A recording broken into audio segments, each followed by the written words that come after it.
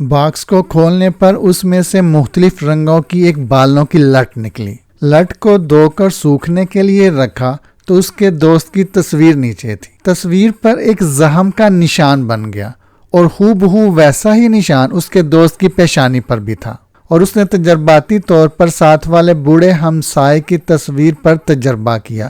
جب وہ لٹ اس کی تصویر سے چھوتا تو بزرگ کو ایسے جیسے بجلی کا کرنٹ لگا ہو۔ یہ بال کہاں سے آئے اور ان بالوں کا استعمال اس نے کیسے کیا اور کیسے ان سے دولت حاصل کی، یہ سب اور بہت کچھ جانیے اس کہانی میں۔ السلام علیکم۔ جہان داستان میں آپ کا خیر مقدم ہے۔ امید ہے کہ آپ خیریت سے ہوں گے۔ آج میں آپ کے لیے ایک خوفناک کہانی لے کر آیا ہوں، اور کہانی کا نام ہے جادو کے بال۔ تو شروع کرتے ہیں جادو کے بال ایپیسوڈ 1۔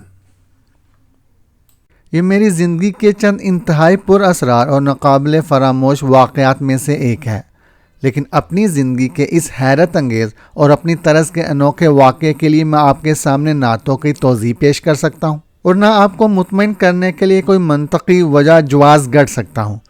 مانو یہ واقعہ آج تک خود میری سمجھ میں نہیں آ سکا تو کیا پیش کروں؟ منطقی وجہ جواز کہاں سے گڑھوں؟ اس واقعے کے بیان میں میں اس امر کی پوری کوشش کروں گا کہ اس سے متعلق کوئی چھوٹی سے چھوٹی تفصیل بھی نہ چھوٹنے پائے۔ اس کی وجہ یہی ہے کہ جب ہم کسی شے کے متعلق بھرپور آگاہی نہیں رکھتے تو گفتگو کے دوران اس سے متعلق جزیات کو نظر انداز کرنا بسا اوقات ایک مشکل امر ہوتا ہے۔ اس واقعے کو پیش آئے تقریباً 40 سال گزر گئے ہیں، لیکن اس کے باوجود یہ واقعہ شروع سے آخر تک اپنی تمام تر جزیات کے ساتھ میرے ذہن کے گوشوں میں اس طرح محفوظ ہے جیسے یہ کل کی بات ہو۔ عرصہ پرانی بات ہے، ایک صبح میں برسٹل کے ریلوے اسٹیشن پر کھڑا تھا۔ مجھے لندن جانے والی ٹرین کا انتظار تھا۔ گاڑی لیٹ تھی۔ دوست مجھے الوداع کہہ کر دیر ہوئی واپس اپنے گاؤں جا چکا تھا۔ اس کا گاؤں 15 میل دور واقع تھا اور اسے کچھ ضروری کام تھا، اس لیے اس نے گاڑی کے آنے کا انتظار نہ کیا۔ میں نے بھی مناسب نہ جانا کہ اسے خام خواہ روکے رکھوں۔ گھنٹے 1.5 گھنٹے تک گاڑی نہ آئی تو میں تنہا سگریٹ پر سگریٹ پھونکنے کے بعد اکتا گیا، تو سوچا جب تک گاڑی نہیں آتی ذرا گھوم پھر کر اسٹیشن کے گرد و نواح کا علاقہ ہی دیکھ لیا جائے۔ اسٹیشن کے عین عقب میں پرانے نواردات اور اشیاء بیچنے کی ایک چھوٹی سی دکان واقع تھی۔ میں پھرتا پھراتا وہاں جا نکلا۔ دروازے اور کھڑکیوں کے ساتھ لگے شو کیسوں اور الماریوں میں طرح طرح کی اشیاء سجی ہوئی تھی۔ میری اچٹتی ہوئی نظریں دروازے کے پہلو میں ایک شیلف پر جا کر ٹھہر گئی۔ شیلف میں صرف ایک صندوق سا پڑا ہوا تھا، تانبے کا ایک ننا منا گول صندوقچہ۔ یہ کسی زمانے میں لازماً خوبصورت اور چمکدار ہوگا، لیکن اب اس پر گرد کی اتنی موٹی تہ جم چکی تھی کہ مجھے اسے اچھی طرح دیکھنے کے لیے دکان کے اندر جانا پڑا۔ دکاندار نے، جو میرے دکان میں داخل ہونے کے ساتھ ہی اس کونے سے نکل کر کسی تلسماتی جن کی مانند میرے سامنے 10 بستہ آن کھڑا ہوا تھا۔ مجھے اس کے متعلق جو کچھ بتایا وہ انتہائی مختصر تھا، کیونکہ خود اسے بھی اس کے متعلق کچھ زیادہ معلومات نہیں تھی۔ 3 انچ کا قطر کا یہ 4-5 انچ اونچا صندوقچہ اچھا خاصا وزنی تھا۔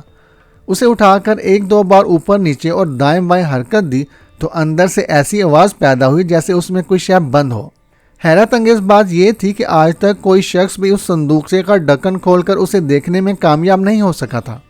دکاندار بھی نہ بتا سکا کہ یہ کیا شے ہو سکتی ہے۔ برسوں پہلے ایک ملاح اسے اس کے ہاتھ بیچ گیا تھا۔ اس کے متعلق اب دکاندار کو اتنا بھی یاد نہیں رہا تھا کہ اس کا تعلق دنیا کے کس ملک سے تھا۔ ڈھکنے پر کچھ حروف کھدے ہوئے تھے، لیکن ایسا معلوم ہوتا تھا جیسے بعد میں کسی نے ان حروف کو ریتی سے صاف کرنے کی کوشش کی ہے۔ صندوقچے میں میری غیر معمولی دلچسپی اور حد سے بڑھی ہوئی توجہ کو دیکھ کر دکاندار نے پوری کوشش کی کہ مجھ سے اس کے زیادہ سے زیادہ دام کھڑے کرے، مگر میں نے اس کی چرب زبانی سے ہار نہ مانی۔ آخر چند منٹ کی رد و قد کے بعد 15 شیلنگ میں سودا ہو گیا۔ میں نے 15 شلنگ گن کر میز پر رکھے تو اس نے کچھ اس تیزی اور پھرتی سے اچکے جیسے اسے ڈر ہو میں کہیں یہ سودا منسوخ نہ کر دوں۔ گھر پہنچ کر میں نے سب سے پہلا جو کام کیا وہ یہ تھا کہ ایک بڑے سے برتن میں گلیسرین ڈال کر صندوقچے کو اس میں رکھ دیا تاکہ اس کے پیچ کچھ نرم ہو جائیں۔ صندوقچہ 1 ہفتے تک گلیسرین کے برتن میں پڑا رہا۔ اس کے بعد میں نے ایک دن زنبور پکڑا اور اسے کھولنے کے لیے ڈھکنے پر زور آزمائی شروع کر دی۔ میری کوشش تھی ڈھکن کھولتے وقت صندوقچے کو کسی طرح کی چوٹ یا نقصان نہ پہنچنے پائے کہ یہ قدیم زمانے کی صنعت و کاریگری کا ایک بہترین نمونہ تھا۔ آدھا گھنٹہ برابر سر کھپانے کا نتیجہ بالکل صفر رہا، مانو ہاتھ شل ہو گئے، مگر پیچ تھے کہ کسی طرح کھلنے کا نام ہی نہیں لے رہے تھے۔ ممکن تھا کہ بیزار ہو کر صندوقچہ پھینک دیتا کہ اتفاق سے زنبور ایک مرتبہ الٹے رخ پھر گیا، اور مجھے یہ دیکھ کر از حد حیرت ہوئی کہ ڈھکن کے پیچ میں خفیف سی حرکت ہونے لگی ہے۔ میں نے ایک بار زنبور کو اور گھمایا تو ڈھکن کے پیچ تیزی سے کھلنے شروع ہو گئے۔ تب مجھ پر یہ راز کھلا کہ اب تک کیوں کوئی شخص اسے کھولنے میں کامیاب نہ ہو سکا۔ عام صورتوں کے برعکس اس کے پیچ الٹے رخ کھلتے تھے۔ ڈھکن کا ہر پیچ کھلنے کے ساتھ میری بےتابی اور دل کی دھڑکن بڑھتی جا رہی تھی۔ نامعلوم اندر سے کیا چیز نکلے گی، دھماکہ ہوگا، کوئی شے زور سے اچھل کر میری پیشانی پر آ کر لگے گی، یا کوئی چیز زور سے پھٹے گی اور پھر چاروں طرف کالے سیاہ دھوئیں کی ایک چادر تن جائے گی۔ لیکن ڈھکن کھلنے پر مجھے سراسر مایوسی ہوئی۔ اس میں کچھ بھی تو نہ نکلا، نہ دھواں، بس لے دے کر بالوں کی ایک لٹ تھی جو صندوقچے میں مڑی توڑی پڑی تھی اور اس پر گرد کی موٹی تہ جمی ہوئی تھی۔ یہ لٹ تقریباً 9 انچ لمبی اور پینسل جتنی موٹی ہوگی۔ میں نے اس کے سرے کو ذرا کھول کر دیکھا تو معلوم ہوا کہ یہ بے شمار باریک بالوں کو آپس میں جوڑ کر تیار کی گئی ہے۔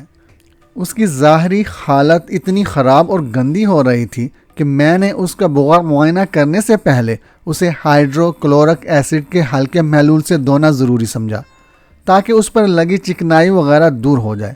پھر تیزاب کے اثر کو دور کرنے کی خاطر لٹ کو کپڑے دھونے کے سوڈے سے دھویا، آخر میں الکوہل میں ڈال دی تاکہ پانی کے بچے کچے قطرے اور نمی غائب ہو جائے۔ لیکن اس مرحلے سے فارغ ہو کر میں نے اس لٹ کو ہاتھ میں اٹھایا ہی تھا کہ نچلے کمرے میں ٹیلی فون کی گھنٹی بج اٹھی اور میں اسے اپنے سامنے پڑے ہوئے کارڈ بورڈ کے ایک صاف ٹکڑے پر رکھ کر ادھر لپک گیا۔ بعد میں جب میں نے اس کا خوردبین سے مشاہدہ کیا تو یہ دلچسپ حقیقت سامنے آئی کہ یہ لٹ مختلف عورتوں کے بالوں پر مشتمل ہے۔ سیاہ، ہلکے برے، سرخ، سنہری، بالکل سفید، اس میں ہر رنگ کے بال نظر آ رہے تھے۔ میں نے یہ لٹ اپنی جان پہچان کے چند آدمیوں کو دکھائی، مگر ہر موقع پر ان لوگوں کا رد عمل اتنا سرد اور مضحکہ اڑانے والا تھا کہ میں نے اسے دوبارہ صندوقچے میں رکھ کر ایک الماری میں بند کر دیا۔ دن گزرنے کے ساتھ ساتھ میں اسے قریب قریب بھول چکا تھا کہ انہی دنوں ایک عجیب و غریب واقعہ رونما ہوا جو بعد میں آگے چل کر اس داستان کی تمہید ثابت ہوا۔ صندوقچے کو الماری میں بند کرنے کے تقریباً 10 دن بعد کا ذکر ہے۔ میرا ایک دوست میتھیو کلب آیا تو اس کی پیشانی پر پٹی بندھی ہوئی تھی۔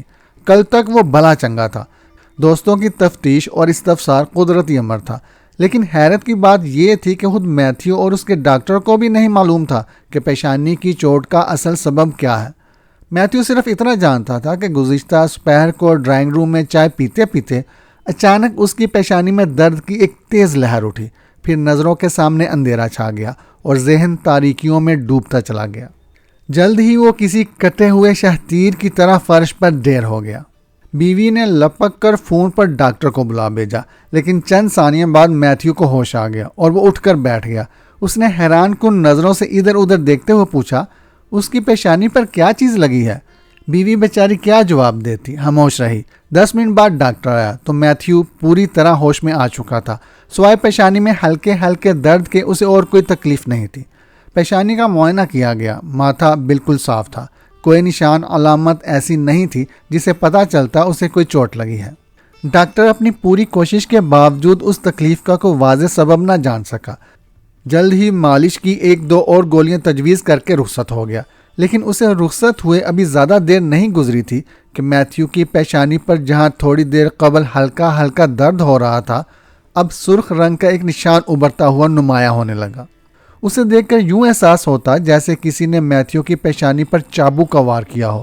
یہ نشان اگلے دن بھی پیشانی پر موجود رہا، مگر اس خراش پر کھرینچ سا آ گیا تھا، جیسے زخم مندمل ہونے کے بعد ہوتا ہے۔ چند دن بعد یہ زخم پوری طرح مندمل ہو گیا اور میتھیو کی پیشانی کے عین بیچوں بیچ ایک سرخ لمبی خراش کے دھندلے سے نشان کے سوا اور کچھ باقی نہ رہا۔ گھر والوں کا قیاس تھا کہ چائے نوشی کے دوران اسے اچانک چکر آ گیا اور اس دوران اس کی پیشانی کسی طرح فرش سے ٹکرا گئی۔ یوں بات آئی گئی ہو گئی۔ اس واقعے کے ٹھیک 1 ماہ بعد میری بیوی مونا میرے کمرے کی صفائی میں مصروف تھی کہ اس کی نظر اچانک کارڈ بورڈ کے اس ٹکڑے پر پڑ گئی جس پر میں ایک دن بالوں کی لٹ رکھ کر نیچے فون سننے چلا گیا تھا۔ مونا نے کارڈ بورڈ کو اٹھا کر سیدھا کیا۔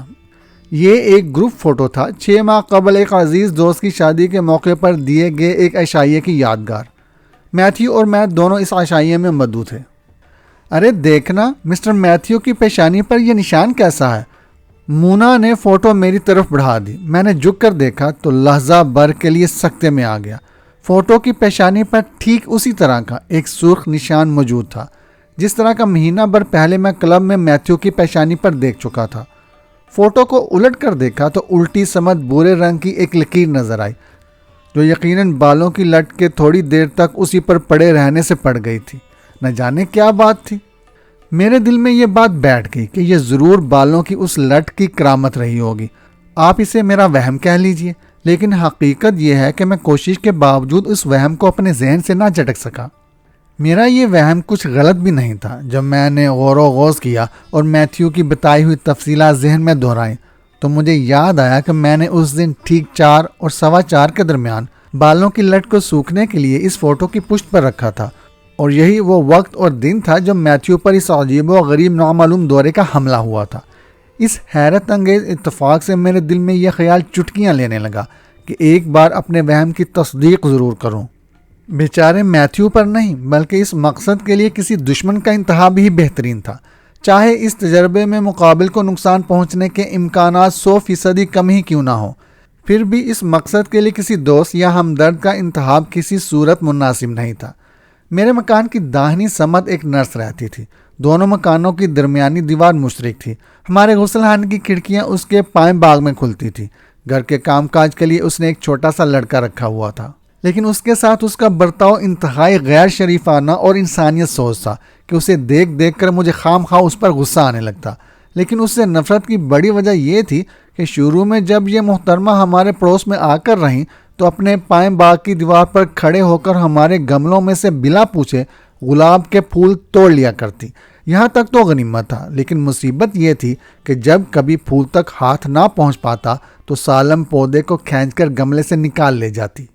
اس کی پیش بندی تو بہرحال میں نے چند ہی دنوں بعد کر لی، لیکن اس کے خلاف میرے دل میں نفرت کا جذبہ اتنا بڑھ گیا کہ جہاں اس پر نظر پڑتی نفرت سے میری تیوری چڑھ جاتی۔ اس سے بدلہ لے کر اپنے جذبات کو تسکین پہنچانے کا یہ شاندار موقع تھا۔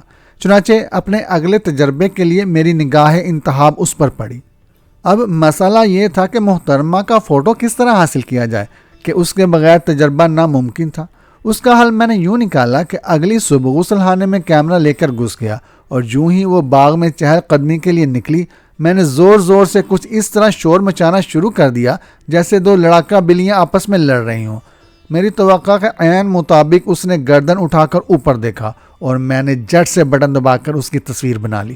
میری بےتابی ملاحظہ فرمائیے کہ میں نے اسی وقت اس کے پرنٹ نکالے، اور جوں ہی پہلا پرنٹ خشک ہوا میں نے بالوں کی لٹ اٹھا کر اس پر چپکا دی اور اسے دراز میں بند کر کے خود کسی دوست کی طرف نکل گیا۔ رات بھر فوٹو اور بالوں کی لٹ دراز میں بند رہی۔ اگلی شام جب میں دن بھر کے لیے کام کاج سے فارغ ہو کر واپس گھر آیا تو نرس کے مکان میں بہت سے لوگ جمع تھے۔ میں حیرت بھری نظروں سے ان کا جائزہ لیتا ہوا آگے بڑھ گیا۔ اپنے گھر کے دروازے پر مونا سے ملاقات ہو گئی۔ اس نے بتایا کہ نرس چل بسی ہے۔ نوکر اسے صبح سویرے بیدار کرنے آیا تو وہ بستر پر مردہ پڑی تھی۔ لوگ اس کی موت پر حیران ہیں۔ رات تک بھلی چنگی تھی۔ خودکشی یا قتل کوئی کچھ نہیں کہہ سکتا۔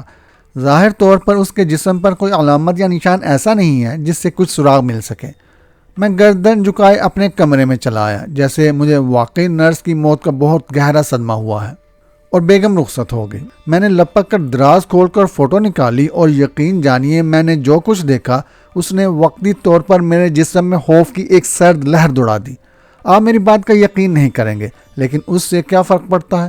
حقیقت بہرحال اپنی جگہ موجود ہے۔ کسی کے ماننے نہ ماننے سے کیا فرق پڑتا ہے؟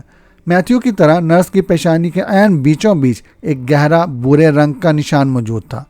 میں نے نرس کی تجہیز و تکفین کی آخری رسومات کی ادائیگی کے دوران دیکھا، لیکن میتھیو کی نسبت یہ نشان زیادہ گہرا اور واضح تھا۔ ڈاکٹروں کی متعلقہ رائے تھی کہ نرس کی موت دماغی شریان پھٹنے کے نتیجے میں واقع ہوئی ہے، تاہم پیشانی کے نشان کے بارے میں کوئی حتمی رائے قائم نہ کی جا سکی۔ اس کی موجودگی ان کے لیے کسی سربستہ راز سے کم نہ تھی۔ میرا یہ تجربہ حد درجے سنسنی خیز تھا۔ میں بالوں کی پرسراریت کا کچھ قائل ہو گیا، لیکن پوری طرح مطمئن نہ ہوا۔ دل نے کہا کہ کیا جب یہ سب کچھ محض حادثہ یا اتفاق رہا ہو؟ چنانچہ تھوڑے سے تذبذب اور ہچکچاہٹ کے بعد میں نے ایک بار پھر بالوں کی لٹ کی آزمائش کی ٹھانی۔ اب کس مقصد کے لیے میری نظر جس شخص پر پڑی وہ بھی میرا پڑوسی ہی تھا۔ یہ نرس کی نسبت ادھیڑ عمر لیکن بڑا مرنجان مرنج اور حلیق و ملنسار آدمی تھا۔ اس لیے میں نے تجربے کے دوران اس امر کو خصوصی خیال رکھا کہ بڑے میاں اگلے جہان نہ سدھرنے پائیں۔ بڑے میاں کے فوٹو کے حصول کے لیے مجھے بڑے پاپڑ بیلنے پڑے۔ دقت یہ تھی کہ وہ حضرت اپنے گھر سے بہت کم باہر نکلتے، سارا دن اپنے کمرے میں گھسے بیٹھے رہتے۔ بہرحال 1.5-2 ہفتے کی مسلسل تگ و دو کے بعد میں آخرکار ان کا فوٹو بنانے میں کامیاب ہو گیا۔ اس رات کھانے کے بعد جب بڑے میاں حسب عادت آرام کرسی پر دراز نہ ہوئے تو میں ان کا فوٹو لے کر چپکے سے اپنے کمرے میں جا گھسا۔ میرا کمرہ نسبتاً بلندی پر واقع تھا، اس لیے کھڑکی سے بڑے میاں کے کمرے کا اندرونی منظر بخوبی نظر آ رہا تھا۔ میں نے دھڑکتے ہوئے دل کے ساتھ جیب سے بالوں کی لٹ نکالی، پھر آہستہ آہستہ اسے بڑے میاں کے فوٹو کے چہرے سے چھوا، بڑی نرمی اور آہستگی کے ساتھ۔ پہلی بار تو کوئی رد عمل ظاہر نہ ہوا، لیکن دوسری مرتبہ جو ہی میں نے لٹ فوٹو کے قریب لایا، بڑے میاں یک لخت اچھل کر یوں کرسی سے اٹھ کھڑے ہوئے جیسے کسی بچھو نے ڈنک مارا ہو یا ہاتھ بجلی کے ننگے تار سے چھو گیا ہو۔ وہ ٹہلتے ہوئے کھڑکی کے پاس آئے اور اس سے لٹک کر نیچے جھانکنے لگے، جیسے اندھیرے میں کسی کو دیکھنے کی کوشش کر رہے ہوں۔ چہرے پر ہوائیاں اڑ رہی تھیں اور سانس دھونکنے کی مانند چل رہا تھا، جیسے میلوں دوڑ لگائی ہو۔ خود میری اپنی حالت بڑے میاں سے کچھ زیادہ مختلف نہیں تھی۔ سانس پوری طرح سینے میں نہیں سما رہا تھا، ہر لمحے یہی محسوس ہوتا جیسے ابھی دل پسلیاں توڑ کر باہر نکل آئے گا۔ ماتھا پسینے میں تر بتر تھا اور منہ اور آنکھیں دونوں مارے حیرت کے کھلے ہوئے تھے۔ اب میں مطمئن تھا۔ اس تجربے کے بعد مجھے پختہ یقین ہو گیا کہ بالوں کی یہ لٹ فی الواقعہ گونا گو تلسماتی حواس کی حامل ہے۔ ان کا سمجھنا یا ان کی وسعت کا احاطہ کرنا انسانی عقل کے بس کا روگ نہیں۔ میں نے وقتاً فوقتاً اپنے تجربات جاری رکھے تاکہ اس لٹ کی زیادہ سے زیادہ پرسرار خصوصیات کا مجھے ادراک حاصل ہو جائے۔ چنانچہ بے شمار تجربوں اور آزمائشوں کے بعد جن کی تفصیل لا حاصل ہوگی، میں آخر کار اس قابل ہو گیا کہ مطلوبہ افراد یا فرد کو اس جادوئی لٹ کی مدد سے سرق معمولی درد سے لے کر موت کی اذیت اور جان کنی کے عذاب میں مبتلا کر سکوں۔ ابتدا میں یہ ساری حرکتیں محض دل بہلاوے کے لیے کرتا۔ ایسی عجیب و غریب تلسماتی قوت کا مالک ہونے کا احساس بھی بذات خود کچھ کم نشہ انگیز نہیں تھا۔ چند ماہ بعد ایک رات جو ہی سونے کے لیے بستر پر لیٹا تو اچانک ذہن کے ایک گوشے میں اسی خیال نے سر اٹھایا کہ اس پرسرار قوت سے کیوں نہ کوئی مالی فائدہ اٹھایا جائے۔ میں اٹھ کر بیٹھ گیا۔ خیال برا نہیں تھا، لیکن کیسے اور کیوں کر سوچتے سوچتے مجھے گڑ دوڑ کا خیال آیا۔ کیوں نہ کسی گھوڑے پر شرط لگا کر اپنی چاندی بنائی جائے۔ لالچ بری بلا ہے، پیسہ اور دولت کسے اچھی نہیں لگتی۔ گڑ دوڑ کا خیال کیا آیا، میں الجھ کر رہ گیا۔ لاکھ اپنا دھیان دوسری باتوں اور دندوں کی طرف لگانے کی کوشش کرتا، لیکن بے سود۔ گھوم پھر کر دوبارہ ریس کورس کے میدان میں پہنچ جاتا۔ دولت کمانے کا یہی سب سے آسان اور محفوظ راستہ نظر آتا۔ یقیناً یہ جوا تھا اور عام حالات میں شاید میں ادھر کا کبھی رخ نہ کرتا، لیکن بالوں کی لٹ کی شکل میں مجھے جو پرسرار قوت حاصل ہو گئی تھی، اس نے اس لمحے خود کو گناہ ثواب کے چکر میں پڑنے کی مہلت ہی نہ دی، اور میں راتوں رات امیر بننے کے لالچ میں ریس کورس کے میدان میں قسمت آزمائی کے لیے تیار ہو گیا۔ مجھے صرف اتنا کرنا تھا کہ کسی ایک گھوڑے کو منتخب کر کے اپنی ساری پونجی داؤ پر لگاؤں، اور پھر اس امر کا خیال رکھوں کہ دوڑ میں حصہ لینے والا کوئی دوسرا گھوڑا اسے آگے نہ نکلنے پائے۔ ہینگ لگے نہ پھٹکڑی اور رنگ آئے چوکھا، میں نے ریس کورس کے چکر کاٹنے شروع کر دیے۔ چند جاکیوں سے یارانہ گانٹھا اور ایک ہفتے بعد اگلی دوڑ میں حصہ لینے والے تمام گھوڑوں کی تصویریں جمع کر لیں۔ میں نے ان تصویروں کو ایک چھوٹے سے کارڈ پر چپکا کر اپنے پاس رکھ لیا، اور جس دن دوڑ ہونی تھی اس روز وقت مقررہ سے 1 گھنٹہ پہلے ریس کورس کی بالکنی میں پہنچ گیا۔ میں نے اپنے لیے کونے کی ایک ایسی نشست منتخب کی جہاں مجھے زیادہ ہجوم کی توقع نہیں تھی۔ دوڑ شروع ہوئی تو میں نے تصویروں والا کارڈ جیب سے نکال کر اپنے سامنے رکھ لیا۔ سب لوگوں کی توجہ گھوڑوں اور جاکیوں کی طرف تھی۔ میں بڑے اطمینان کے ساتھ اپنا کام انجام دے سکتا تھا۔ میرا مقصد کسی گھوڑے کو نقصان پہنچانا نہیں تھا، بس اتنی پیش بندی کرنی تھی کہ کوئی گھوڑا میرے نمبر کے گھوڑے سے آگے نہ نکلنے پائے۔ ظاہر بات ہے کہ اس کام میں بڑی ہوشیاری اور حاضر دماغی کی ضرورت تھی۔ میرا ہاتھ اگر ذرا سا بھی سخت پڑ جاتا تو نتیجہ یہ نکلتا کہ سوائے ایک گھوڑے کے باقی تمام میدان کے بیچوں بیچ کھڑے ہو کر ہنہنانے لگتے۔ یہاں دوڑ شروع ہونے کے فوراً بعد سب اوندے منہ زمین پر ڈھیر ہو جاتے۔ ایسی صورت میں دوڑ یقیناً ملتوی ہو جاتی اور یہ بات یکسر میرے مفاد کے خلاف ہوتی۔ چنانچہ داؤ لگانے سے پہلے ریہرسل ضروری تھی۔ میں نے 2-3 مرتبہ ریہرسل کی۔ جیسے ہی کوئی گھوڑا میرے نمبر کے گھوڑے کے برابر آیا یا اس سے آگے نکلنے لگتا، میں جٹ سے بالوں کی لٹ اس کے فوٹو سے ذرا سا مس کر دیتا، پھر اس پر فوراً اضمحلال طاری ہو جاتا اور اس کے بڑھتے ہوئے قدم سست پڑ جاتے۔ دوسری صورت یہ تھی کہ دوڑ شروع ہونے سے چند سیکنڈ پہلے میں بالوں کی لٹ کو تمام گھوڑوں کے فوٹو کے ساتھ ہلکا سا رگڑ دیتا اور ان پر غیر محسوس تھکن اور پسمردگی سی طاری ہو جاتی۔ جب ہر بار نتیجہ توقع سے کہیں زیادہ کامیاب نکلا تو میرا حوصلہ اور عزم دو چند ہو گیا اور میں ایک دن پوری تیاری کر کے خوشی ریس کورس جا پہنچا۔ پہلی بازی میں نے ذرا جھجکتے اور 30 کی شرح سے لگائی۔ نتیجہ عین میری توقع کے مطابق نکلا۔ میں جیت گیا اور نامزد کردہ وہ گھوڑا ریس میں اول آیا تھا۔ اب تو میرا حوصلہ بڑھ گیا اور میں نے اگلی چند ریسوں میں خوب بڑھ چڑھ کر بازیاں لگائیں۔ ہر بار کامیابی نے میرے قدم چومے اور میں پلک جھپکتے میں فرش سے عرش پر پہنچ گیا، لیکن مجھے اپنی اس فتح اور کامیابی کا جشن منانے کی زیادہ مہلت نہ ملی۔ چند گھنٹے بعد ہی ایک ایسا واقعہ پیش آیا کہ مجھے دن میں تارے نظر آ گئے۔ ہوا یوں کہ دوڑ کے اختتام پر میں جیسے ہی جیتے ہوئے روپوں سے بھری ہوئی جیبیں لے کر ریس کورس کے احاطے سے باہر نکلا، 5-6 دیو قامت نوجوان میرے گرد ہو گئے۔ کم بختوں نے آگے پیچھے ہو کر کچھ اس طرح مجھے اپنے گھیرے میں لے لیا کہ میں کوشش کے باوجود ان کا حلقہ توڑ کر نکل بھاگنے کی کوشش میں کامیاب نہ ہو سکا۔ تب دیکھتے ہی دیکھتے ایک پھرتیلا ہاتھ اٹھا اور میرے کوٹ کی اندرونی جیب میں رینگ گیا۔ میں غافل نہیں تھا، اسے جھٹکا دے کر اپنے سے الگ کرنے کی کوشش کی مگر بے سود۔ اس اثنا میں دوسرے بدماشوں نے میرے سر پر بے تحاشا 72 برسانے شروع کر دی اور میں اپنے آپ کو ان کے حملوں سے بچانے کے لیے ہوا میں اچھلنے کودنے لگا۔ جیب کترا، میں اسے اس حرکت کی بنا پر جیب کترا ہی کہوں گا۔ اپنی دن کا پکا تھا، اس نے میری جیب نہ چھوڑی۔ ان لوگوں کے 72 کھاتے ہوئے بھی میرا دھیان برابر اپنی جیب میں لگا ہوا تھا اور میں نے جیب کترے کا ہاتھ مضبوطی سے مڑوڑ رکھا تھا۔ مار کھاتے کھاتے اور لمحہ بھر کے لیے میری گرفت ڈھیلی پڑی تو جیب کترے بدماش کو بٹوا نکالنے کا موقع مل گیا۔ میں نے فوراً پوری قوت سے اس کا ہاتھ اپنے جسم کے ساتھ دبا لیا۔ کرچ کرچ کی آواز آئی۔ بالوں کی لٹ شیشے کی ایک ٹیوب میں ڈال کر میں نے کوٹ کی اندرونی جیب میں رکھی تھی۔ بے تحاشا دباؤ پڑا تو شیشے کی نازک ٹیوب ٹوٹ گئی۔ کرچ کی آواز اس کے ٹوٹنے سے پیدا ہوئی۔ حملہ آور بدماش نے ایک لمبی سی سسکاری لی۔ بٹوا ہاتھ میں آنے کے بعد اس نے بڑی کوشش کی کسی طرح اپنا آپ چھڑا کر بھاگ نکلے۔ اس کے غضبناک ساتھیوں کے دھڑاتڑوں میں بھی اب پہلے کی نسبت تیزی آ گئی تھی، لیکن میں نے جیب کترے کے ہاتھ پر اپنی گرفت ڈھیلی نہ ہونے دی۔ جلدی پولیس موقع پر پہنچ گئی۔ اس نے ان بدماشوں کو گردنوں سے دبوچ کر بوقت تمام مجھ سے الگ کیا۔ حواس قدرے بحال ہوئے تو میں نے اپنا جائزہ لیا۔ میرا حلیہ ہی بدل چکا تھا۔ کوٹ کی اندرونی جیب اور سامنے کا حصہ لیر ہو چکا تھا اور سفید قمیض جیب کترے بدماشوں کے خون سے گلنار ہو رہی تھی۔ ٹیوب ٹوٹی تو شیشے کے چھوٹے چھوٹے بے شمار ٹکڑے اس کے ہاتھ میں کھپ گئے تھے۔ مجھے بھی سر میں خاصی شدید چوٹیں آئی تھیں اور ان سے خون بہہ رہا تھا۔